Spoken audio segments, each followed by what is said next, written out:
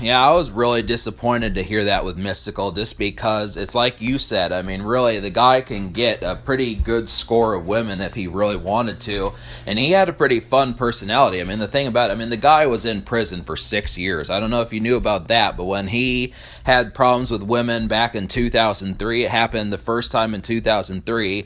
I remember how much that sucked when he went to prison for 6 years. He was in there throughout the rest of the 2000s, and really the last album he put out, I used to mess with that album quite a bit. It was called Tarantula. There was the one that he did with the Shake That Ass song and Danger, and then he dropped another album after that called Tarantula, and that was a pretty good album. I mean, I definitely like Tarantula. It's just too bad that he keeps having these problems with women, as he's been to prison several times just across like the past 15 years. He's been to prison quite a few times, and it's mostly had to do with women. I mean, he has a pretty crazy personality. He's definitely a powder keg, and I appreciate him on the right song, like when he's on like Ludacris's Move Bitch.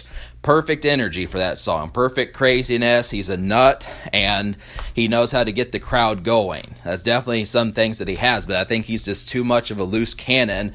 Mystical could really benefit from having like a straight man, kind of good friend to kind of keep him together, because he doesn't have that. And I just feel like he could definitely use like a good friend to be like, dude, fuck that bitch, go get this bitch across the street that's hollering at you, that's that sort of stuff. And it's just like, I don't know. I mean, I was, for a while there, like 10 years ago, I was kind of hoping that Mystical would have put out another album, but I kind of gave up after that after a while. But now it just seems like he's just going to go back to prison. I mean, you definitely don't want to have those sorts of things happen twice, because the first time was bad enough.